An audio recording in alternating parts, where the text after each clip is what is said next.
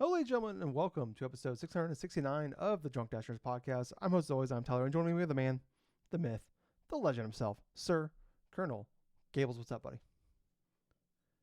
Oh man, I'm feeling great. Finally, after about 6 months, I'm on vacation, and I couldn't be more than happier about that. So pretty much I'm off for the next 11 days or so, like that. Nice. So it's been an interesting experience, just trying to get back into a recharged, best frame of mind and stuff like that, so I can come back to work and be refreshed. On top of that, just taking my time, just doing a whole bunch of different little projects here and there that I hadn't really got a chance to do. For those listening in and stuff, I did actually ended up picking up a couple of Xbox games while I was doing my trek out to Walmart. Ended up finding out from one of the associates that they're getting rid of every single one of their physical Xbox games to make room for Switch 2 stuff, which, yeah, I completely understand. I mean, for one, that section hardly gets touched in terms of people wanting to buy games from to begin with. The guy actually made the comment to me. He's like, "Yeah, this is probably the biggest like Xbox transaction that we've had," and that's kind of sad because I spent like about $80 or something like that for about four different games that they just discounted. One of the lowest being about $5. Yeah. But on top of that, though, I mean, I just been doing a hell of a lot of yard work. I mean, it's one of those things where it's like I go to the trek with my mom and stuff over to Home Depot, and she has to take a look at every single one of those plants, and it ends up becoming like a rather expensive sort of experience or something like that. And I know exactly what I need to do after she gets done with a lot of that stuff. Is I got to go through and do a bunch of yard maintenance in the front, and then plant a whole bunch of flowers. That's exactly what I did for about 4 hours today. Yeah. That sounds So awful. so yeah, my body's feeling it. Yeah. Absolutely. Your body was not And ready. no, no. And the one thing about around this area, Pacific Northwest, a lot of the places where, well, the spot where I'm living at, this town used to be a prairie. Used to be like a prairie town and stuff like that. So what that means is I have to use a pickaxe because digging deep, I'm hitting a whole bunch of rocks. Or as like some other residents around here say, oh, you got a couple of the squim potatoes. I'm like, oh, potatoes? Like, yeah, that's what they call the rocks because the rocks are literally the size of fucking potatoes. Nice. And so you have to use a pickaxe in order to smash these damn things in half, so that way you can use a shovel to try to dig deeper and stuff. But other than that, man, I am doing fine. Tyler, how about you? You know me, man. Clanging and banging as always. Doing all right, enjoying it's a Memorial Day weekend, so enjoying that. By the way, Gables, happy Hmm. 12th anniversary? Yeah, Yeah. this is our 12th anniversary. Yeah. Yeah, we recorded our first podcast ever Memorial Day weekend in 2013. So, yeah, that's crazy. 12 years. Um, we're old now. We're so old. But yeah, no, I'm doing okay. Just trying to enjoy the long weekend. I got a 5 day weekend, which is nice. Last Hmm. probably like long break I'm gonna have from work for probably a while. So for a few months at least. So yeah, trying to enjoy as much as I can. When to going to take my dog for some walks, stuff like that. Not too excited. I'm gonna go see a movie tomorrow though. I'm excited for that one. I haven't gone to a movie in a long time. Oh, I'm gonna go see a movie called what movie are you Friendship. gonna see? It's called Friendship. Oh, It's oh, with Paul Rudd and Tim Robinson, who does I Think You Should Leave. Um, I so knew I recognized that actor from somewhere. That's things being free advertised so much on YouTube right now. It's oh, is it really? ridiculous. Okay, yeah. I Yes, guess I mean, 'cause yes. it's a smaller indie movie, so I didn't know how much it was being advertised. So yeah, I'm super pumped for it. So I've heard it's really good. So I'm sorry, I've not seen a movie in theaters since Fast 9 in like 2021, 2022, whenever that came out. So it's Well, been a that's a long lot time. sooner than I did, dude. Like Was fucking it? 2019 for me, and I went to go watch Crawl. I'm so sorry. Uh, dude, that movie, that movie was more funny if anything else and stuff. It's supposed to be a horror film. I think the most I got scared was from the preview of freaking It Part Oh yeah, 2. yeah. No, great movie. That's a great movie right there. But yeah, I'm all right. Just trying to enjoy it. Relax a little bit, and been a little busy the last couple of days. But I'm excited to, yeah, I'm gonna go see a movie tomorrow and just relax for the next few days before everything gets kind of crazy with work and stuff. But it's crazy thing, Right. Gables. I keep saying this, but I'm saying it over and over again. it felt so long back in January when they announced that Switch 2, and it's crazy to think that like we're less than 2 weeks away now from having these Yeah. things in our hand. I'm gonna have 3 of them here in a couple weeks. Yes. So it's crazy. I'm gonna sell the other ones, but at not at cost. I'm not gonna try to scalp them. Yeah. But yeah. Anyways, if people don't know who we are. I'm Tyler. That's Gables. We get together every weekend and record, talk about video games, everything I love and hate about them. We're just two guys with full-time jobs. We just do this because it's fun. So if you guys want to support us anyway, there is a on YouTube you can join us, like our membership thing. It's 99 cents. We don't have anything like special to offer you guys, but if you guys want to just support us a little bit, that goes, that helps us out. Or honestly, the best thing you can do is just like, subscribe, follow. We're on every podcast service. Please 5-star review, comments.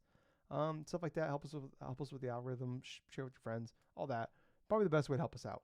But Gables, let's jump into it. Weird week in news. Weird week in news.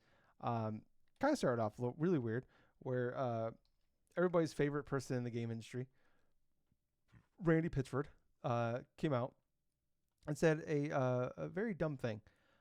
Someone asked about on Twitter, asked about please don't, is the game gonna be $80? Borderlands 4. He's like, basically he's been like the front man for what's the name of the studio? Gearbox, for Gearbox, yeah. a very long time now, and everybody, he's been very hated by pretty much everybody. No one likes this guy for a very long time. He does magic tricks. Remember there was that weird E3, the last E3 ever. I think Gables, I'm gonna blame him for killing E3, where he had that awful Gearbox E3 presentation where he just like harassed everybody at the when they were filming the Borderlands movie. Maybe the first Omen, that movie was gonna be terrible. But anyways, a fan did ask about the $80, and he said not my cost. And he said, like, someone said something about please don't charge $80 for it. And his response was, if you're a real fan, you'll find a way to make it happen. My local game store had Starfight for Sega Genesis for $80 in 1991 when I was out of high school. Working minimum wage at an ice cream parlor in Pismo Beach, I found a way to make it happen. So obviously, piss off a lot of people, and as things goes, and obviously there's been like a lot of mixed emotions about the $80 price point of games going up. We see now Mario Kart World Tour kind of broke the dam on that one. Now we've seen Xbox announce their games starting with Call of Duty this fall. I don't believe anything else has gone $80 confirmed yet. He did kind of like try to walk it back a few days later. Yeah, but it's kind of one of those things where the kind of damage is kind of done type of thing on that end. Yeah, I mean, Gables, when you saw it, you actually sent me a message saying "fuck Randy Pitchford." So I'm like, oh, okay, Gables has heard about this one. That is true. I actually did. Yeah. I'm glad Gables has finally said something, because I've been talking shit about this guy for like a decade now. Yeah, but anyways, Gables, kind of, I mean, obviously, we already know you. Fuck Randy Pitchford, but I mean, overall though, like, deeper, what's your thoughts? All the times to go and say something incredibly stupid, he chooses to say something incredibly stupid right before the launch of probably Gearbox's most pivotal game release in over the past few years. With Borderlands 4, they cannot afford to have this type of misfire. And quite honestly, when you have Randy Pitchford going out there and not only just like saying, like kind of like a passive way, as oh, hey, it's not my call, this and that. Motherfucker, you're the CEO of Gearbox. Yeah, well, to be fair, he did sell the studio, though. He doesn't own the studio. Now Take-Two owns it, so he doesn't. Okay, Take-Two owns it. Right, but at the same time, he has a lot of say in terms of what he can go and price this game for. He also has a lot of say in terms of what initially can go on inside of this initial process for PR. And what do we know about Randy Pitchford in terms of PR? He is absolutely horrible in doing that stuff. If not for his movie, if not for past games, for past things right now, he's systematically pretty much cannibalized a lot of sales for his game at this point. Now, bear in mind, anybody that is not readily into like following the video game news or this and that, more than likely, if they're a fan of Borderlands or something, they're not going to be giving too much of a shit or something like that, just paying the $80 in order to buy the game. I mean, I understand that. At the same point, you don't go on and tell gamers, hey, you know what? This $80 and stuff, tough. If you're a fan of it, you're going to go through and buy it. And that in of itself is the most troubling aspect of it, because it's like, so you're telling me I'm not a real fan because I don't want to spend $80 on a game that most likely is probably going to entertain me maybe for about a weekend at most. With that money, I could just use it to, I don't know, buy something else and maybe something better. Hell, I could even do like what I had been doing is like I could just go on to maybe Shop NFL and buy a couple of like freaking shirts or something like that, or jerseys or something like that with that same money. But Maybe action figures. case in point, it was an absolutely stupid statement in response to a fan. And quite honestly, for Borderlands 4, I would not be surprised if he's done substantial damage to the not just the presentation of the initial launch of the game, but you know, it's just one of those things where it's like you could have just kept your mouth shut and just say, "Hey, we're working on it. We'll see what we can do." Just like be kind of like, oh, what's the word for it? Just kind of like not confirming anything or stuff, but just kind of like being passive about it, and not like Just don't respond. don't respond. Yeah, exactly. There are a lot of better ways to handle that statement. I mean, but it's just one of those things where he could not keep his mouth shut. And when he goes on an initial spree or says something incredibly stupid, he doesn't own up to these mistakes usually. Hmm. But yeah, that's pretty much my thoughts about it, though. Tyler, what are you thinking? Um, look, it's dumb what he said. To me, it's Randy Pitchford though. Yeah, Like, this guy sucks. He's sucked for a long time. yeah, This is not like, I mean, just Google Randy Pitchford medieval times, and you'll understand why mm, this guy sucks. Um, but yeah, like here's the thing: what he said isn't necessarily wrong. Because, and I'm not saying what he said was right, but I'm saying but like upping the price of like Call of Duty or Mario Kart to $80 is like, yeah, if you're a fan of this thing, you're gonna pay it. But the difference is like Xbox and Nintendo, they're just not saying that because I mean this is PR basically. And so it's like, yeah, they would get raked over the coals for saying these stupid things, but like, it's not true that like, yeah, if you're a real fan, you're gonna pay the $80. So like that in but that the part, problem, yeah, go ahead. with what he initially did, he said the silent part out loud, and Exactly. that's Yes. what systematically has pissed off a lot of the gamers. But Yeah. go ahead. Yeah, that's the difference is they like like I said, if Nintendo said this, if Xbox said this, it'd be a lot of piss off people, but they're not that stupid. Hmm. Like they're and like like I don't know. Yeah, it's just I don't know. It's just to me, it's just like I read that. I'm like, if anybody was gonna say it's Randy Pitchford, honestly, it is. Um, like, and he kind of like tried to backtrack it a little bit, and like I said, the toothpaste is out of the tube in this situation. Yeah, it sucks. I feel bad for the people at Gearbox because they're just trying to make a fucking video game, and now they're gonna get a Hmm. ton of harassment because that's what's gonna happen. And like we've already seen a million thumbnails, a million people pissed off about this, and they're gonna go like these people are gonna get harassed and deal with a bunch of bullshit because they have a dumbass that's kind of the face of the company. Even though he doesn't, Hmm. he's just kind of like nobody understands why he's still there. It's one of the things where I think like when he originally agreed to like sell the company, like he must have had some deal in place to like he gets to stick around. Um, Obviously, like I'm not worried about like the future of Gearbox because like the Borderlands games sell very well. They are one of those franchises out there that like they have gone past the hardcore fans, and it is a mainstream Yep. franchise. There are still like the that Tiny Tina's venture game, I can't remember what it's called, like sold really well. Like, and that's a spin-off game that doesn't even have Borderlands in the title. So like, and that's after Borderlands 3, where like there was some upset people with like I didn't play Borderlands 3. I'm not like a hardcore enough fan of Borderlands to like understand like the difference and stuff like that. Like I like Borderlands 1 and 2. I beat the first one. I played a bunch of the second one. Um, but like I feel like Borderlands 4 will be fine. because like I said, it has pierced mainstream enough that like I don't think it's gonna like you mentioned, most people that are gonna buy this thing probably have no clue he said it. And let's Yep. face it, like if they're big enough fans, like yeah, they might be a little pissy about it, but they're probably just gonna pay the price. And like they're just gonna pay if it's $80 anyways. Like I mean, what's an extra $10 at this point to like stop you from buying the first Borderlands game in 6 years? Yeah, I don't know. Like I'm annoyed he said it, but I'm not really mad about it just because it's the person who said it. Because it's Randy Pitchford. If it was Hideo Kojima, I'm like, come on. If it was Shigeru Miyamoto, if it was I don't know, even fucking Phil Spencer or something like that. Like I'm like, God, dude, come on, man. Like if it was in like anybody else, I'd be like, what are we like, dude? Be smart about this. But it's like it's Randy fucking Pitchford. Like I expect nothing from this guy.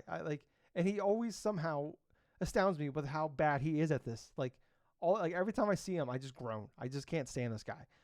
With his goofy ass Oh, fucking I suits know, man. and I his mean, magic tricks. dude, not just his magic tricks. Anytime this man appears on screen in any substantial amount of time, like you're like watching a conference or something, like we were and stuff before the before the initial reveal of Borderlands 4 and stuff like that. Just the moment I see Randy Pitchford pop on my screen, I immediately get a migraine. Yeah. Yeah. I mean, this guy is legitimately disliked by everybody in games media. Like in games media, in game, like it seems like most people in like that make games, they straight up do not like this guy, and either he is willfully ignorant or he just doesn't care. And I honestly don't know what's worse, because he keeps showing up, and it just makes people dislike him more. But yeah, I don't know. Like I said, like it's stupid. But the thing is, like what he said is not wrong either. But like Right. it's easy for me to say the thing because like Borderlands 4 can come out and it could be $20, and I'm probably not going to buy it because I'm just not a Borderlands fan. So like I think a lot of people are pissed off about this because it's like they probably weren't going to buy this game anyways, you know? Like so it's just like it's one of those things where it's like it's easy to say to get upset about this thing because like if Nintendo came out and said this about Mario Kart World, was it World 2? I can't remember what it's called anymore. Yeah, Mario Kart World. Thank you. Okay, I was going to say World Tour. That's the $10 game that they're charging us for a tech demo for. But anyways, if like Nintendo came out and like said this, if Shigeru Miyamoto or the president of Nintendo, whoever came out and said this about Mario Kart, like we'd be all kind of annoyed about it, but we would still fucking pay the $80 when it comes out on day one with the Switch 2. If they said about Donkey Kong Bonanza or the next if the fucking head of the Pokemon company comes out and says about Legends ZA when if they charge $100 for it, and we're like, well, if you're a true fan, you'd pay for it. You're goddamn right, we would. We'd be pissed off about it, but we'd still buy it. Like, that's the thing. Like, he's not wrong, and that's what's honestly what annoys me most is like he's not wrong. He's just an asshole for saying it. You know, that's kind of my feeling about it. He's just an asshole. So Tyler, have you? And this is like off the cuff, you know. It's like, have you ever watched the show Seinfeld? Yes, I watched Seinfeld. Yeah. You know who Randy Pitchford really reminds me of? Who? Newman. Okay, that makes sense. Okay. Yeah, because anytime that character appears in the show, and anytime it's up, people don't want him to be there. He's heavily disliked. He's a bit of a jerk. He's this and that and stuff. Randy Pitchford is the Newman of the video game industry. That's fair. You know, that's just how much I can just comprehend it. You know, it's like he keeps finding a way into some, and he still is an incredibly big pain in the ass every time that we get a chance to listen to him. Yeah. I hope honestly, like, I think maybe there's two positives that can come out of this. One, maybe like they'll see that people are so annoyed by this that they'll only charge $70 for it if they're planning to charge 80 for it. And two, maybe this will finally get Randy Pitchford to go away for a little while. Like, honestly, maybe he just needed, like, we just need him to say something so stupid that he just goes away for at least a little while. Give me a break from him. You know, at least, you know, for like, if I don't see him between now and Borderlands 4, I'll actually call this a win for gamers. Like this whole moment. Yeah, if like I don't have to hear this dumbass or see his dumbass for like the next 4 months. Guys, honestly, be thankful he said it. But let's move on. Let's move on to some other news, Gables. We're doing some. We're gonna bump this up. Usually, I say this for like the end of the show or like kind of when we don't have a lot else to talk about. But I always like talking about. It's just not like the most exciting stuff. Sometimes I always find it a little exciting. Gables, we're gonna do the April Cicana reports. Um, Oh, really? Okay. so people don't know this is the top 20 selling games based off dollar sales, not individual units sold. The top 20 selling games in the United States for the month of April. Gables, we have just one brand new game from the month of April that made the list. This goes from April 6th to May 3rd, by the way. What do you think that game was? What do I think that game was? Jesus Christ. It's number one on the list, by the way. It's number one on the list. Mm-hmm. Oh, boy. Number one on the list, brand new game. Is it something I would play? It's something you did play. Oh, it's something that I did play. Oh, Capcom Fighting Collection? That came out last week. I'm sorry. I'm just horrible about this, dude. God damn. You're so bad at this. You're like me putting on a condom for the first time. It's just like, I don't know what I'm doing. But yeah, I probably did end up playing this damn thing without even remembering, dude. It's been a long fucking month. It was shadow dropped? Oh, okay. Oblivion remake. You're goddamn right, Gables. Number one on the list. God damn it, dude. Already the third best-selling game of the year. Funnily enough here, it was, so it's number 3 overall. Number 1, Monster Hunter Wilds. Number 2, Assassin's Creed Shadows. It was the most bought game on all 3 platforms. Dude, you know that this year is kind of a bit of like a slower year, man, when you have a remake like Oblivion and stuff like that, just hand over fist. It's just people want to buy that. They want to replay.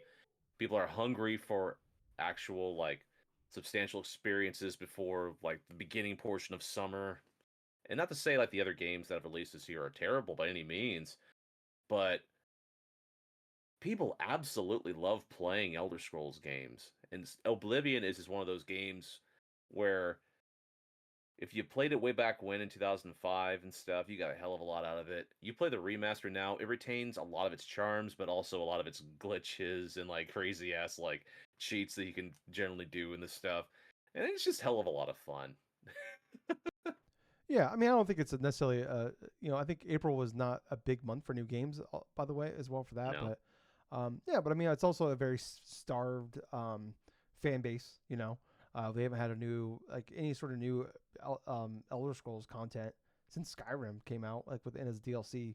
You know, so you're talking over a decade. Well, obviously, it's had a million ports, but as far as like new content, it's been over a decade now. So yeah, that kind of like Starfield and stuff like that. But yeah, so this is a pretty crazy list, Gables. This is maybe one of the crazy ones we've had in a long time. I'm gonna go through I'm gonna go through the top 20. I want you to know if I want you to tell me if you see a pattern here. Number 20, Hogwarts Legacy. Number 19, Kingdom Come Deliverance 2. Number 18, Elden Ring. Yep. Number 17, Elder Scrolls Online. Pretty crazy. Elder Scrolls Online. Yeah, I believe they. No. Jesus. Yeah, so I'm wondering if this is also a knock-on effect of just. They did have a big DLC, like a big content expansion. Or it was like, it was the anniversary, I think, of it as well, or something like that. There was something big that was going on with Elder Scrolls in April, so that's probably part of it too, but also probably Oblivion. Number 16, Red Dead Redemption. Red Dead Redemption 2. Sorry, my mouse was over the 2. Number 15, GTA 5. Number 14, EA Sports FC 25. Number 13, Last of Us Part 2. Probably obviously jumping up because of the show going on right now. Number 12, Split Fiction. Number 11, kind of a big drop here. Monster Hunter Wilds. Number 10, PGA Tour 2K25. Number 9, NBA 2K25. Number 8, WWE 2K25. Number 7, Black Ops 6. Number 6, jumping all the way from 118th, Indiana Jones and the Great Circle. Number 5, Assassin's Creed Shadows. So still holding pretty strong at the top 5 in its second month out. Number 4, Minecraft. Number 3, MLB The Show 25. Number 2, Forza Horizon 5. And number 1, Elder Scrolls Oblivion Remastered. So Gables, did you notice a pattern in there? Well, there was definitely a lot of RPGs that I don't know of. Not even close. There were also like a lot of like Microsoft games. Exactly. Yes, there are In the top 5, you have one, two, three games, 4 in the top 6, with Elder Scrolls at 1, Forza Horizon at 2, Minecraft at 4, Indiana Jones at 6, including. So a big part of that is Forza came to PlayStation. Sorry about that. In April as well, along with Indiana Jones. So gigantic sales there on top of Oblivion coming out, and then obviously Minecraft. We had the movie come out, so that's a big bump for that. And then at number 17 with Elder Scrolls Online. Crazy enough, Gables. I want to see if I can find it real quick here. Top 10 best-selling games on the PlayStation platform for the month of April. Number 10, Split Fiction. Number 9, NBA 2K25. Number 8, WWE 2K25. Number 7, Minecraft. Number 6, Assassin's Creed Shadow. Number 5, Black Ops 6. Number 4, Indiana Jones. Number 3, MLB The Show. Number 2, Forza Horizon 5. Number 1, Oblivion. Jeez. A lot of games you can either play on, play like Xbox games on other different platforms or on Game Pass. Mm-hmm. So, in a way, all these best-selling games of this year, most of them, you could either play, like Microsoft has had some hand in some way. 5 of the top 7. 5 of the top 7 on PlayStation sold games last month in the month of April are Xbox games. Yeah. So pretty crazy there. Yeah. So then let me look here. These are the top 10 selling games on Xbox. I don't think anything. That's pretty much actually the same. Yeah, it's basically exactly the same. I'm not even gonna bother going through it. But yeah, I mean, it's just kind of crazy that you're kind of seeing that this whole thing. I mean, obviously it's early and they've had a pretty strong year with like new games coming out. Xbox has. They've already mentioned that Hellblade 2 is coming to PlayStation this summer. Where I know Gears of War is coming this summer as well. I don't know if there's anything else that's been announced from Xbox that's coming to PlayStation this year yet. Yeah, I mean, maybe. Obviously, like if this is like 1 month and it's a pretty strong month, but like, I don't know, like maybe this whole thing could work with their games slowly coming over to PlayStation, and then like their older games, and then their new games eventually coming over, and then some of their games coming day and date. Like we've already seen Doom and Oblivion coming day and date over to PlayStation. But I don't know. It's crazy to see that. Maybe this whole maybe in a weird way, this whole thing might actually work out for Xbox. This most likely is working out majorly for Xbox. I mean, when you have a lot of the top selling games of the year having some way to do with your brand, I mean, that's a big win. And quite honestly, for what Microsoft's been doing for a long while with the strategies and stuff, I mean, this is exactly what they want. They want their games on every single platform possible. They trust in it so much so that they are willing to sacrifice just having exclusivity stuff on their initial platform for a time in order to advertise it for everywhere else. And we're seeing the results now. Their games are top sellers on rival platforms.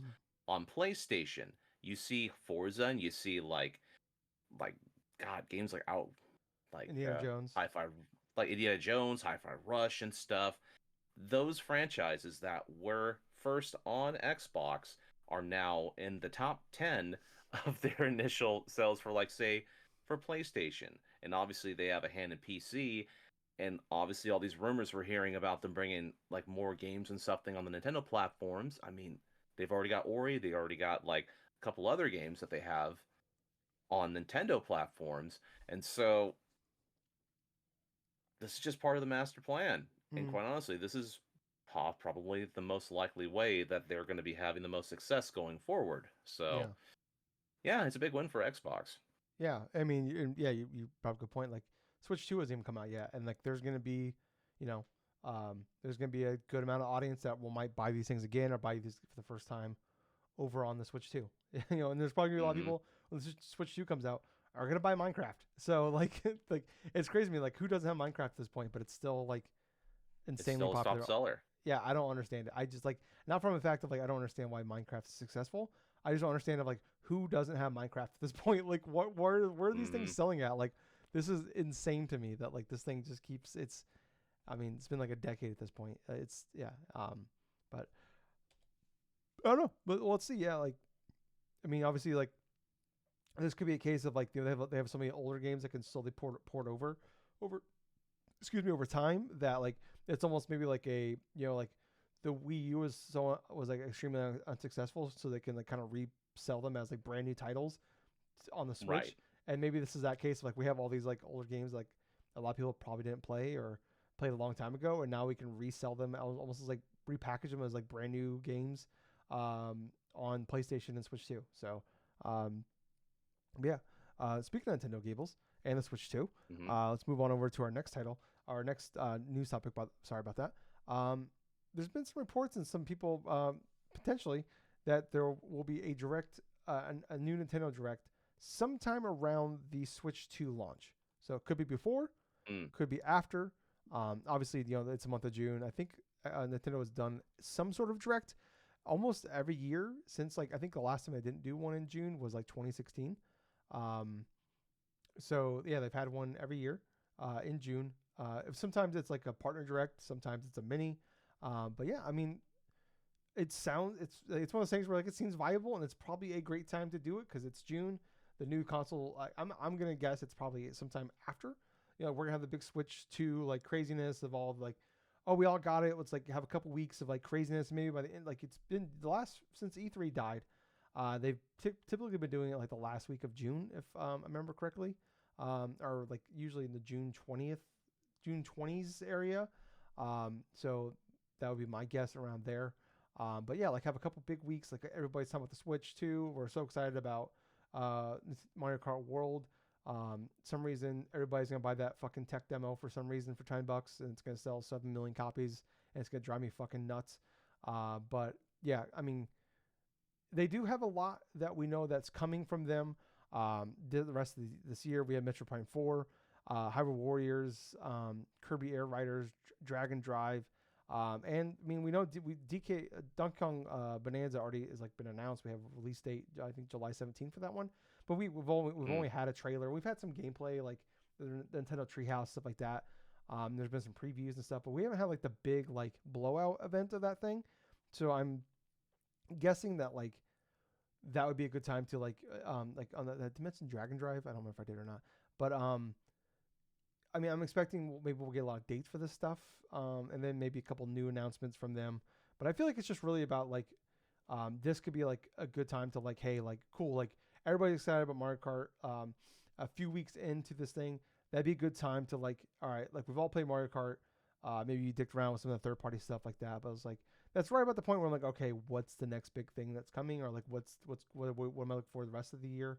Um, so yeah, I feel it'd be a good time to like kind of like, hey, cement the rest of the year and maybe have a couple announcements. Like, I don't think we have like anything major from them that's like, usually like that's gonna be like, what's the big game we're gonna be playing a year from now? Like everything so far I think we've seen is like the first 6 months ish, maybe early 2026 from them. So I'm curious, like, I wonder this could be a great time to like, hey, concrete like dates, and then maybe a couple fun announcements of like what's coming to be excited for from Nintendo. But Gables, what's your thoughts on this thing? Well, my thoughts are we're used to seeing a Nintendo Direct in the month of June. That much is obvious. It's it's fairly easy to expect it to be a full blowout for Switch 2 stuff because of the launch of the system literally being in the next couple of weeks. I see the possibility to where they could do it maybe a few days before launch. I mean, that possibility is out there. They could also do it like a week after launch. I mean, sky's the limit of it. But what I do understand is if you want to sell people on your system, you want them to see all of the bangers that will be releasing over the span of the next 12 months. They've already went through and showed what's in that launch window. Mario Kart World at launch, Donkey Kong Bonanza in July. They teased Air Riders but didn't give an initial date. They teased other type of games as well. We still don't have a date for Metroid Prime 4, but at that same time, we also could see other types of games and partnerships that they Yeah. have. I highly expect in this conference, in this direct, them to showcase more of a closer partnership with Microsoft. Wouldn't it be a crazy thing that if you see this Nintendo Direct, this is where they introduce Halo coming to third party platforms, Yeah. I mean, like say for Gears. Nintendo or some of that sort, and then PlayStation would do it after the Direct, obviously, because of the whole initial thing. Yeah. But I would highly expect something like that to be a part of it. Hell, I would even expect possible, since we've had hints here and there, maybe showing some indie game stuff that we haven't heard from in a while. Maybe Silk Song makes an appearance or something. I mean, You said the that would words. be kind of cool too, even though that's a very much a meme at this point. But It was at the last direct for like yes, it was at the last 3/10 of a direct for a second. brief moment, Yeah. and people lost their shit because it only appeared as part of a sizzle reel. Yeah. Honestly, Gables, I kind of hope they do it again. They But just then put it in a again, sizzle look reel. at what Nintendo has done. The last direct, they also showcased an indie title, like an indie game collection of sorts from Toby Fox, Deltarune. Yeah, it comes out. That part 3 and part 4, people have been waiting for, like, for at least for the last few years. Yeah. And so that was showcased front and center. That's a Nintendo has launch had a game. track record over the span of the past couple of years of bringing forth some of, like, the announcing of some of the biggest, like, fan favorite sort of announcements for longtime gamers. For example, that whole Marvel Fighting Collection. That was huge because when you initially saw that announcement and then you see Marvel versus Capcom 2 front and center, everybody lost their shit. I lost my shit just seeing that initial thing being up there. People lost their shit a couple of months ago when they saw Deltarune go through and have that initial unveiling of just part 1 and 2 is coming to Nintendo Switch, but parts 3 and 4, something that will be exclusive for a time, but will make its way to Steam and other platforms as well. What I'm saying is, it's not out of the realm of possibility to expect something like that at this direct. Either Microsoft announcing more games coming to that Switch 2, like Silk Song maybe getting a release date. I mean, Yeah. I cannot help but feel that this is warranted over the pattern I've personally seen over the past couple of years. At that point, we also could get teases for, well, maybe teases for the next Mario game, possibly, but that's a pie in the sky thing. Yeah. I think it's kind of a pie in the sky thing. But it's not, it would be interesting to see if they're doing initial updates for, say, Fire Emblem, or for, God, even for like, even teases for the next Monolith Soft game, like Xenoblade or anything of that sort. I mean, they just released a definitive edition for like Chronicles X. Yeah. And so going into something of their other project, this other game or something that they were developing, just Monolith Soft, you know, has been sort of quiet since the release of Xenoblade Chronicles 3. Obviously, the port stuff with Chronicle X did come out this year, but what I'm saying is this is the possibility of being a substantial Switch 2 oriented direct. Yeah. So I'm Yeah. fairly excited to see what's going to happen. Yeah. I feel like it has to be, and I think Nintendo knows that. And like so far, it's like from what they've already announced for their console, like first party stuff, like they have enough good stuff to talk about that they could feel pretty good. They could feel a direct around those without even announcing anything new, and just give us some more gameplay, maybe a little more deep dive. I wouldn't be shocked maybe if they just do a Donkey Kong Bonanza direct like in July maybe, and they announce it here. Yeah. Kind of like we see with Mario Kart, like they do another trailer and then they do like a full blow, but for that maybe. Um, yeah, but yeah, like they have a new console. I'm expecting. Yeah, they need to do something big here. Maybe we get like a Hades 2 announcement. I would be shocked though either. Like, I mean, Silk Song, I don't know. I should be shocked about anything with them, but like, we still have Summer Game Fest coming up next week, which is crazy to think about. And there is the Xbox, what they call it now. I don't even know what they call it anymore. A showcase. So that Xbox could obviously Showcase, be. we'll just say that. Yeah, that could be there as well because we know it's coming day and date to Game Pass. So yeah, I don't know, but yeah, I'm looking forward to it. Yeah, it's just like it's crazy. Like we haven't got the Switch 2 yet. We're already kind of looking like, all right, what's next from them? Because like as much as I love Mario Kart, it's a game that like I'm gonna play a decent amount of, but it's like it's not one of those like I'm a little bummed that we don't have that big like single player game like at launch. You know, like that big game that like Oh, I'm gonna like that oh, I know, major right? like they're not we're not we don't have like a major like I almost kind of wish we had like the Donkey Kong at launch type of thing instead because like I love Mario Kart. I'm Yeah, gonna play a bunch of it, but it's like gonna be one of those things I'm gonna play it for a couple weeks, and I'm definitely gonna be one of those people that's like 3 weeks after launch. I'm like, all right, like what's the next big thing from like what we got going on? You know, like but like I said, they have a bunch of stuff already announced that are supposed to be coming this year, that could come this year, and yeah, I mean I think they'll be fine. We like it's like I don't think they need to really bring us anything else new this year because it's already pretty stacked, and then we still have Pokemon in November, right. so. Yeah, Um, but wouldn't it have been interesting if they had that substantial single player game from the get-go alongside Mario Kart?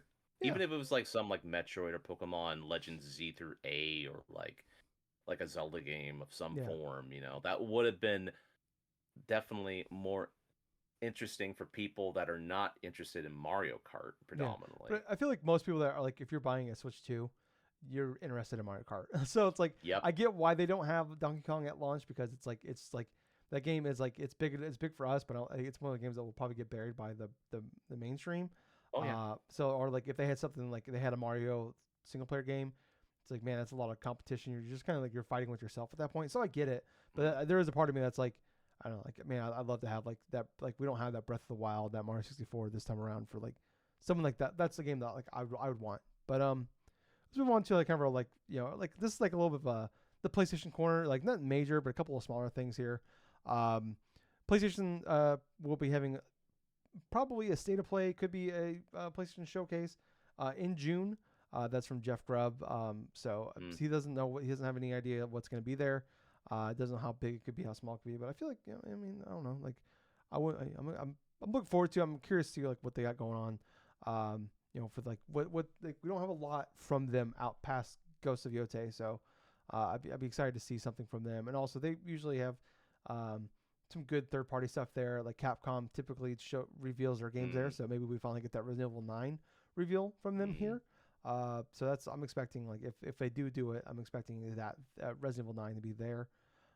Then also they announced that they're getting rid of the PlayStation Stars program. Um, that ends in July. People know I keep saying I've said this multiple times. And I told Gables a while ago. I'm like, dude, look on the PlayStation app. Look how many points you got, and you looked, and you have like Yep. $25 in points that you didn't even know you had. So people, Yep. And I used it. if you have a PlayStation PS5, PS4, whatever, and you buy things at any point digitally, any money, even if it's buying Fortnite bucks, look on there now. Look how many gold points you have because you can redeem those for you know PlayStation dollars for your for your account. Like I use it. I've been able to buy like a decent amount of stuff with that for basically for obviously you're spending your money to get these, but you're still getting these, like it's just money found money basically. So Yep. it's one of the things like we see Nintendo get rid of the gold. The gold point system with the Switch 2, they also got rid of like they had the voucher thing they got rid of as well, and it's like I feel like it's one of those things where it's like it's another artificial way to kind of raise prices of their Yep. things because it's it's just like it's it's basically the people that probably use it the most are probably the most hardcore fans like me that like I'm the one that knows about this thing, so I check it and I'm like, oh cool, like I got $5 here, and it's like yeah, it's $5, but adds up over time, So it's it's free money basically, so it'd be super for not to use it. So please, I'm telling you guys, look in the PlayStation app. It's kind of a stupid, dumb way to get there, but if you find it, get in there and check to see how many gold points you have because that stuff will be gone. I think you can't get any more after like July 23rd, but I think the points are good until like August or September or something like that. So please check that, use those points. But it's just one of those things where it's like the most hardcore people are using this, so it's like why are we like those people we already have them, so they're gonna spend like it's one of those things where it's like kind of it's like they're not saying it, but it's like it's the like what Randy Pitchford said, the true fans are the if you're true fans saying you already got it, so it's like why are we rewarding these people? So yeah, I don't know, but it sucks. But Gables, are you checking your reward points right now? I am actually. Okay, I'm I looking saw at it. Gables look at his phone, and I'm like he's probably check. He's like, oh shit, I should probably look at mine. Well, unfortunately for me, it's got like about 1,189, so it's not It's like exactly like it's like 12.50 for $5, isn't it? Yeah, pretty Yeah. much. It's $12.50 for like $5 inside the wallet and stuff. So I've, you know me, I'm just checking out this thing just to see if I'm Yeah. checking, see if I can get anything in this place. Like, oh, now there's some games that are available, but at the same time, you don't really want to aim towards the games No, you just aspect want of the it. you just want the cash. You want the digital currency. Yeah. And I find that every time if you buy digital games like full like $70 games on there, I find that pretty much anytime I buy a digital game, I usually get enough. I always get enough for at least $5 and a little bit more. Uh, so yeah, if you're planning on buying some games digitally for your PlayStation 5, and there's games you can pre-order now, do it for July, do it for the end of July, and at least get those points Mm. because it's like I don't know, like I said, it adds up. But Gables, let's jump into what we've been playing. Do you want to go first? You want me to go first, buddy? I'll go ahead and go first this time around Okay. because I have been playing a lot. And it's not because of just vacation stuff. I mean, I was playing a lot even before going on to vacation this past week. And I've been playing so much of the Marvel Fighting Collection, no, the Capcom Fighting Collection 2, pardon me. And last time I checked, the last time that I had a chance to share what I've been playing, I had been playing plenty of Capcom versus SNK. I played through that initial game and stuff. I think I wasn't even halfway done through the characters. Well, I'm so glad to say that not just one, but four games in this collection I have played through and I have completed. Not just beat, but completed. It's the exact same type of feeling I got when playing the other collections.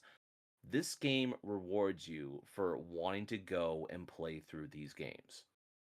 It's fun because there's all sorts of various stuff like in the past collections to where you can check which character that you've gone through and beat. There are specific things, specific tasks you can complete in terms of like stages or in terms of like going and beating a game a certain way. It's not based upon difficulty. No. If anything, the biggest change I've really seen in this collection is the way they do saves. So before in the past collections, like say you're playing a match, right? And you have an enemy that's just super tough, right? And so you do a save, like a quick save, and then you can reload to that instance right before. The major change they did is when you do a quick save, it doesn't go to the match you're currently playing. It goes to just before the match starts. So it does an introduction and then you go on to the match starts. I understand why they did that. Personally, it's kind of a little bit frustrating because if you're doing well inside of a match and all of a sudden you do your save point and stuff like that and all of a sudden you have to do the entire thing over again, that becomes kind of a little bit cumbersome, but it's not so much to the point where I felt overtly frustrated with it. As a matter of fact, I actually thought it was a little bit of a blessing because it prevented me from having to do bunch of save scumming things, just going back and forth and just doing that shit.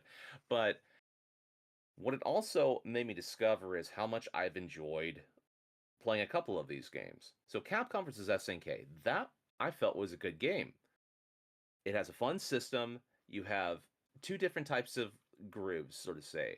You have the Capcom style, you have the SNK style. The Capcom style is more of a traditional fighting game sort of things that are like from like Street Fighter and this and that, to where you try to like beat up your opponent and you gain a bunch of meter progressively, right? Until finally you're able to build up enough to get your special going.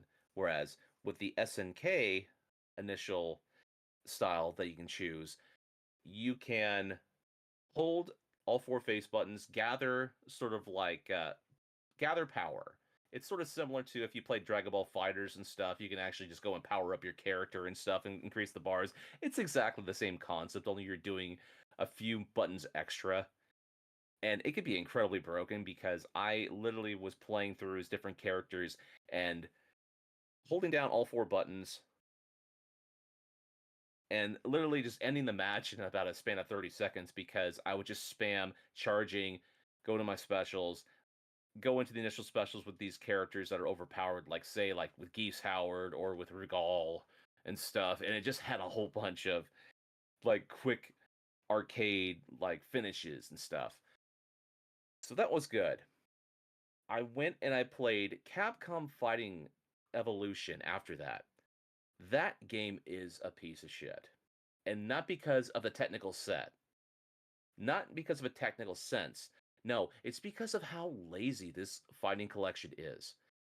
So picture this. This game was released in the mid 2000s, right after Marvel's Capcom 2, but it's in that rough in between period and stuff to where the fighting game stuff had started to die down a little bit up until the release of, say, Street Fighter 4, when it kind of rejumped itself back up again.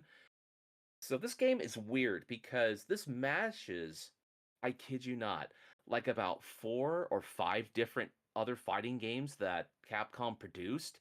It just mashed them and their mechanics and their specific ways they play inside of one game. And if you're kind of a little bit confused in what I'm talking about, picture this.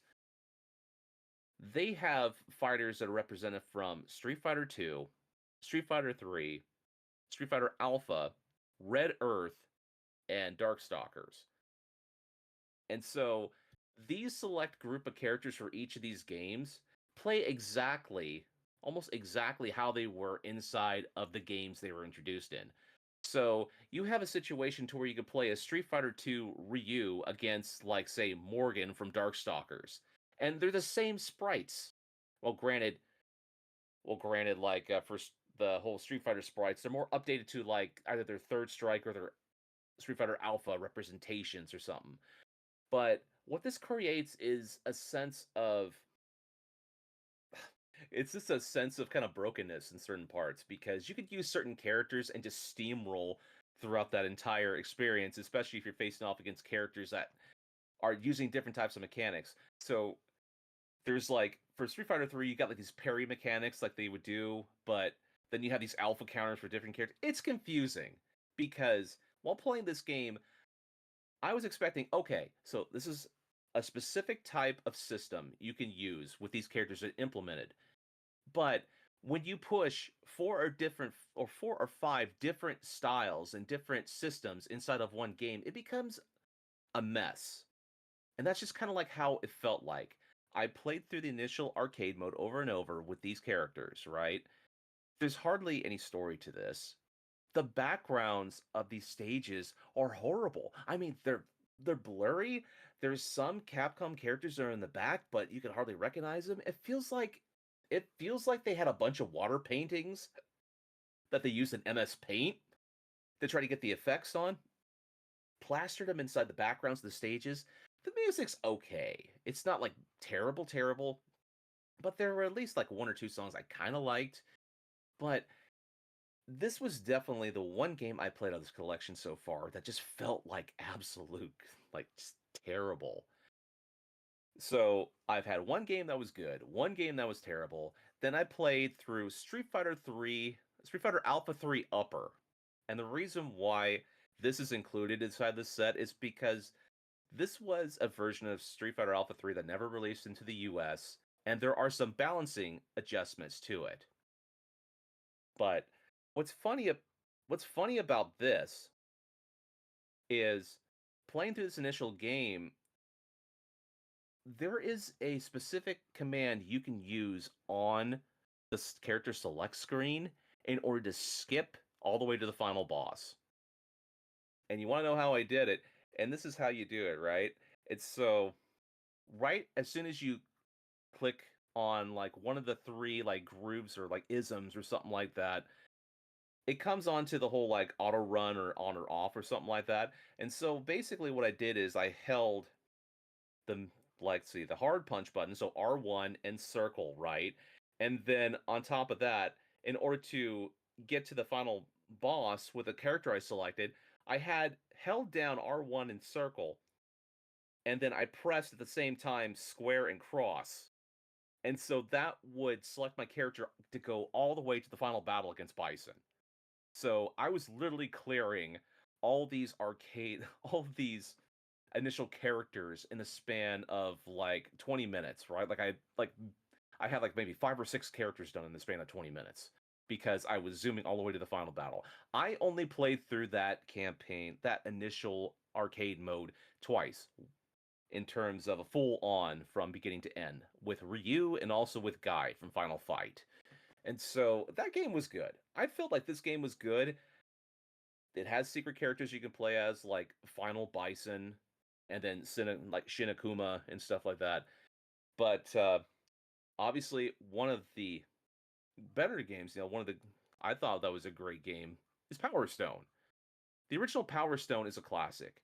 It's a four-player mashup, like almost like a arena fighter sort of say, to where you can pick up items, you can do this and stuff, or do that. The single player mode's interesting because it does 1v1 with different characters. And inside of this case, it's like you have a four-player sort of battle stuff and it's just doing 1v1 stuff. It was still fun, but at the same time, it's like there was just some aspects of it. But when you compare it to the last game that I played, Power Stone 2, oh my god, it's vastly different. It's vastly different because when you do the single player stuff, it's literally like a four-player sort of thing. And so playing through each initial character so far, I've literally played through with half the characters, right? So it's like 14. I've went through the arcade mode 7 times, 7 different characters. It still feels fucking fun to play. There's like 5 stages, so it's not like going across like 8 or 9 stages or something. So it's super short, but at the same time, the stages are absolutely fun to play through. With the bar the exception of like one that I didn't like, and that's like it has to do with a inside of like feudal Japan and stuff, where you start off in a lake and all of a sudden you go all the way through a tower and this and it. It just does not feel fun for me to play, as opposed to going on the top of say like a gunship and then automatically go into a turret and just locking yourself on this turret and just shooting the shit out of all the other opponents and stuff. It's easy to cheese, which I love it so much because that stage and the one where you have these battleships, right? That have the blue and the yellow and like red and the green and like all this other stuff. There's turrets on there too, like big ones, right? And so it's structured. Okay, you go through these 5 stages. There is a mini boss thing right at the center, which is this giant like sphinx like freaking battle mech or something like that that shoots stuff. And so you have to take out its legs and do this shit. And then the final initial portion of it is like you play against you. The final stage has you beating all these like dojin sort of like these wood dummies. And so by defeating these wood dummies that are using all these weapons and all this other stuff, you get to face off against the final boss of the arcade mode. Like, oh god, it's like a giant or something like that. He's a doctor, but you have to hit his head, and if you hit his head enough times, like his heart chamber or something opens up, and you have this giant heart that you can go through and just chop and this and that. And so you can beat the game that way, but what's hilarious about it is the CPU player 2 will follow you throughout the entire arcade mode unless he ends up dying or something right at the final stage. So I've actually finished the arcade modes with like my initial character and then like another dude just tagged along and stuff that just happened to be there. But it's a relatively fun. That game's so fun. I mean, that's probably the best game I've played so far from this collection. But other than that, yeah, that's pretty much what I've been playing. But yeah, I'm gonna have to step out just for one moment, Tyler. But Okay. go ahead. Yeah. So I've only been playing one game. I kind of touched on it last week. I've been playing Doom Dark Ages. I think I was only like chapter 6 last week when I played it, and I haven't had like a ton of free work's just been crazy, so I haven't had time during the week. But finally Saturday, it's Saturday night recording. Usually we record Saturday night, but because Memorial Day weekend, I decided to record on Sunday night, so that's why it's going up a day later. But finally had like a bunch of time on Saturday, and it was kind of nice. And like not on the record last night, so I stayed up and played a decent amount more, and I played a little bit more this morning. And I'm on like chapter 17 now, so I've done a good amount of work. And I'm also playing these things pretty slowly. Like I try to get everything as I go. Like I'm not trying to do all the challenge. Like every mission has like challenges, like kill so many people this way, or basically it's just like typically like they want you to play through levels using certain ways. And they typically like the levels are usually kind of built through that way. Like there's some levels where you get like the scatter, like this kind of like gun that like shoots out like scatter shots, um, or you unlock this like upgrade that like has like a turret on or stuff like that. So they typically like you can see like okay they want me to play this way, but like I kind of just want to use the shotgun and I'm gonna use the shotgun. But I do try to find like all the secrets, like all the secret areas, try to find all like the upgrade like health upgrades, shield upgrades, stuff like that. So I'm trying to do all that other stuff. But yeah, I've been I was I don't want to say I was like underwhelmed by Dark Ages, but I was not like, it's one of those things where like I think Doom 2016 is like one of the greatest games ever made. So it's just so hard to like compete against that. Even like, and it's one of those things where like, but it's also like I respect that like they try to like do something different every time. They're not just like, well, the people love Doom 2016, so let's just do more Doom. Like they are trying to change up the formula and do different things, especially with like a franchise as beloved as Doom. Um, and it's something that was kind of down on Doom Eternal overall, but I've been the more I play of it, I've been kind of really blown away by how much fun I'm like, how much I'm actually like really liking the changes they made. Like so, and they changed with the like it's a good balance I think too as well. Like you'll go through levels where like it's more like regular Doom that you know. A lot more corridors, a lot more hallway based or other secrets, stuff like that. But it's all kind of like what if you played, Doom way back in the 90s or all the way to Doom 2016. It's kind of like what you expect from Doom. Obviously upgraded, a little more modern. They have the shield, stuff like that. But then they do like a nice balance of like there'll be some areas where like some levels where you go and it's like it's just like they just drop you in this open area, and you can just tackle it in any way you want to go. And it's not like gigantic as far as it's not an open world, but it is like a good size area that can take you a decent chunk of time to get around. But like I'm having so much fun just like with that, and like it's just so different. And not just different, but also like it's not just different for the sake of being different. Like the way they like incorporate it into like the play style of this game and the play style of Doom is just phenomenal. Um, I like the kind of like the I like the missions for what they are as far as like when you play like you get in like the giant like mech suit and you have these kaiju battles because those sections are not very long. Because it is very cool. Like it is fun. Like to just like get in this giant mech suit and just destroy like these whole missions like you like took you like a long time to get through, and then like you just walk through like this bridge and just like destroy all these guys just by walking through the bridge, and then you have these fights with these giant demons. But they're fun, but there's like they understand like this would not be fun for 30 minutes. Like this is a fun like 5-10 minute like kind of just break up like what Doom is. And I like that, and like I do like the fact that they're aware of like, yeah, this is a fun thing for a few minutes, but it's not something like I don't want a whole game built around this. The one thing I don't love is the flying missions. Like you fly in like this like dragon essentially, and like I don't know, I'm not a big fan of like flying in games in general. So take that with a grain of salt, I guess. But like I don't really think like it's a different type of level. Like you do fly around in areas, and it's like you randomly like have to like destroy like these like weird like creatures or like chase these things around. But for the most part, it's just like the most missions are just like cool. Like you fly in this, you fly to an area, you land, you like tackle this area, and then you leave, you finish it, and he picks you up, you go on the next thing. Like I think those levels are like once you're on the ground and you're fighting as the Doomslayer, like they're great. But like I do like I think it's just kind of like I'm not loving that, but I don't think it's bad. It's another thing that like you don't spend a lot of time on the dragon, so it's not enough to ruin it. But it's like I don't think this part was necessary. Like maybe you're just doing a little too much by adding the dragon and and the mech suit thing. But yeah, I'm just like completely blown away by like how well all this is. Like the game looks gorgeous. Like Doom, like it just blows me away how great this game looks. Like I was stunned by Doom 2016 back. I'm like I've never seen a game look this great. And like playing this again, like playing like even Doom Eternal and like Doom Dark Ages, like it is like this is like some of those beautiful graphics from just like a pure like graphics like I've ever seen. And just but on top of that, like how great it looks, how well it runs. Like just running this thing at like 4K 60 and stuff is just stunning to me.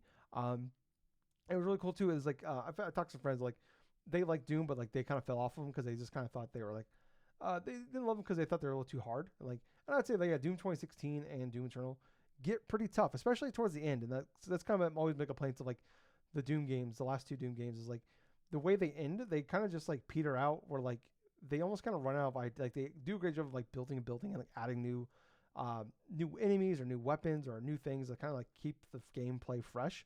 But they kind of like at a certain point, like the last like chunk of the game always ends up with you just like, well, we don't have anything new to add, so we're just gonna like throw a ton of fucking dudes at you, and it's just like okay, like it kind of go like all right, now it's just kind of like gets stale, and it's like cool, now I'm just like it's tough, but it's like it's just kind of like I'm more annoyed now because it's like I'm not like getting the new fun. There's like you're not giving me the new shiny things, you're not like, giving me new enemies, you're not giving me new things like change this formula up. So like I've talked to friends like yeah, like they kind of like eventually like fell off of them after a little while. And this is like there's so many like the accessibility options are pretty great. I was kind of looking at them. I'm just playing on the normal mode, like whatever I can't remember what the one they recommend you play as, like normal difficulty and everything like that. I'm playing on that. I definitely could tell like I don't think it's as hard, but I wonder if it's maybe the new gameplay design. Like I love the pairing actually. I was very concerned. Like some of that like I don't care for like FromSoft games are not my type of thing. Like I play games like I'll play games that do have a lot of parries, but like I'm the guy like I never parry. I just like fight through the parries, or I get good at the dodge, you know. And it's just like maybe it's just coming off of playing 40 hours of Clair Obscure and finally getting really good at dodge or parrying in that. Like maybe I'm getting good at this, or maybe it's just the kind of like I feel like the parry windows are like pretty like they're pretty easy. Like not easy, but they don't make them impossibly like it's not like Sekiro levels of like you got to get this to the pixel. Like I feel like they give you a nice little like I don't know if I got that. Like I feel like I was maybe a little early on that, but okay, like they're giving me, so I'm gonna take it. But they also like yeah. So I was worried about going into that, but I feel like it's so well done and like the way like the enemies fight and like the way like they've incorporated it, like it's not just pairing it for pairing. Like they've incorporated it really well into what Doom is, and I really like that. And like it is cool too. Like so if it's too hard or it's too easy, like I was just looking at the accessibility options. What's great is like I was looking at it and it's like you can make the parry window as small or as wide as you want it to be. You can decrease the amount of damage you can take. You can increase it to make it harder. You can actually increase the damage that you can give to enemies to 1,000%. So I was like, or you can actually increase the game speed as well. So if you think like, it's definitely, I feel like a little slower. Like it's slower than what Doom 2016 is, but like there is like a way like you can actually increase the speed up to 2 times speed. So like it's not like you're playing it like on fast forward, but like you are moving faster. But like it's not just like like high pit, like almost like when you see someone like fast forward like a VCR or something like that. People don't remember what a VCR. It's like what cassettes. Never mind. Anyways, but like when you hear people talking and like they're talking like a high pitched voice like this, like going really fast, you can't understand what they're saying. Like it's not like that. Like it is like actually really well. Like they've like it feels like they have like so I went through like so I'm trying to get all the secrets in every level before I finish it. There's been a couple like I just missed a couple. I missed a couple secrets or a couple like power ups. So I went back, but I didn't want to like do the whole level again. So I played it on two times speed or the 200%. And dude, it's fucking crazy. It was awesome actually. And then I played another one where I left it on the 200% speed, but then I raised the damage to the enemies to 1,000%. Oh my god, it was awesome. Like it was just like I just felt like a god. Like I was shooting people with the shotgun, and like it shoots like I upgraded my shotgun to like max it out, and so like it has like a wider spread. It does more spreads out more bullets, but also like it does fire damage. So it's like I'm just taking out like a wave of dudes with one shot at like like high speeds. I'm like, oh, this is amazing. Like so, just like going back and replaying those levels, and I'm flying through like a level. Like obviously I'm just trying to get one or two things. I'm not trying to find like I don't need to go through and find every nook and cranny, so like I get through it faster. But like I'm going through this whole level in like 10 minutes because like I'm playing on 200% speed because like I missed this one thing. And it's like it's been awesome. So I'm like I'm actually really blown. Like I still think Doom 2016 is better. But I would say this is I would say I like it a lot more than like Doom Eternal. But like I think also just like the accessibility options of like they understood okay like maybe you don't want to play Doom the Dark Ages this way, so like we're gonna give you the option like you can play this game however you want. If you want to play it like more old school Doom, you can play it that way. If you want it like it's like you can play it your way, and I like that. Like it's like instead of like Doom Eternal was like you gotta beat guys with certain item or certain guns. You have to like it's gonna be a lot of platforming sections. Like we got rid of all that, and so you can if you want to go through the whole game just using the super shotgun or the shotgun and the fucking rocket launcher, you can do that. Like. But we're gonna give you all these fun toys, like all these different options. Like, I love that for like, cause I can play it the way I want, and like, but also like they give me the option, like I can just dick around and just try a bunch of dumb shit. And I've definitely been doing that. Like I'm playing through levels and just like trying out dumb shit. But like, I am absolutely like as much as I love Doom, I've always loved Doom. I love Doom since I was a child. And like man, like I am like really blown away by how great this game is. Great. Like I was talking about like I was Gables and Tyler. I was a little lukewarm on it last week when I was like fairly early on. Now I'm like chapter like 16 or 17, and I'm like I'm blown away. I am completely blown. I'm loving this game. Like the story is like doesn't need to be there. Like it's whatever. I guess like if you care about that, you do. Like I'm not gonna lie. I don't have a fucking clue what's going on. Nor do I care. It's just like I just want to go and like destroy a bunch of shit. And that's what I'm doing. And I'm having a ton of fun doing it. So like, if you have Game Pass or any way to play this thing, like, and you like Doom style, like this game fucking rules. So yeah, but I'll probably beat it while I'm on vacation for the next few days. I'll talk about more next week. Maybe hopefully my opinions stand. But yeah, I'm loving this game so far. But anyways, I think that's gonna do it for us, Gables.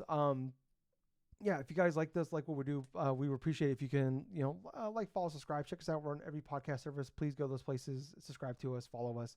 Even if maybe you watch us on YouTube or vice versa, whatever, if you can go to all those places and just subscribe to us, follow us, 5-star reviews, leave comments, share with your friends. We really appreciate it.